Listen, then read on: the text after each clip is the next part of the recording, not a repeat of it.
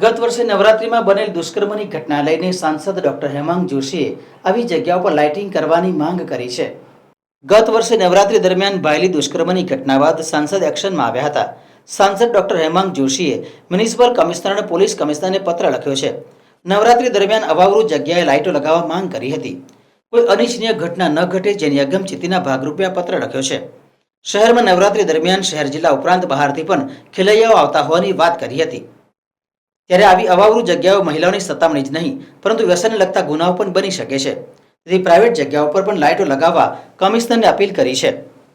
આપણે જોઈ રહ્યા છે કે દર વર્ષે વડોદરાની અંદર નવરાત્રિ માટેનું એક ક્રેઝ વધતો જાય છે અને આ વખતે તો ગુજરાતના બીજા જિલ્લાઓ અને દેશના બીજા રાજ્યોમાંથી પણ નવરાત્રિ માટે ખેલૈયાઓ જ્યારે વડોદરા આવવાના હોય ત્યારે આપણે ગત નવરાત્રિમાં આપણને એક શીખ મળી હતી કે ભાયલી ખાતેની જે દુર્ઘટના થઈ હતી અને એની અંદર અવાવરૂ રસ્તાઓએ ખૂબ મોટો ભાગ ભજવ્યો હતો અને ત્યારબાદ વડોદરાની અંદર સર્વે પણ કરવામાં આવ્યો હતો કે એવા કયા કયા બ્લેક સ્પોટ છે કે જ્યાં ગુનાહિત આવા પ્રકારના ગુનાઓ થઈ શકતા હોય છે.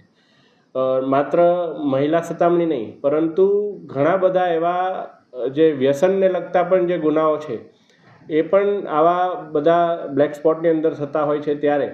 જ્યારે નવરાત્રિ આવી રહી છે ત્યારે મેં માત્ર મ્યુનિસિપલ કમિશનરને નહીં પરંતુ મ્યુનિસિપલ કમિશનરશ્રી અને પોલીસ કમિશનરશ્રીને બંનેને આ પત્ર લખ્યો છે કે એમની પાસે જે ઇનપુટ આવેલા હોય બ્લેક સ્પોટને લઈને, એવી અવાવરૂ જગ્યાઓને લઈને, તો એના માટેની એક પ્રકાશનની વ્યવસ્થા એમના દ્વારા કરવામાં આવે અથવા કોઈ પ્રાઇવેટ માલિકીનું હોય અને એમને પણ કહેવા જેવું લાગતું હોય તો એમને પણ કહી અને કોઈ પણ જગ્યાએ એવો અંધકાર ના રહે કે જ્યાં આવા પ્રકારના કોઈ ઘટનાઓ ફરી વડોદરાને જોવી પડે, એ બાબતે મેં એક વિનંતી કરી છે.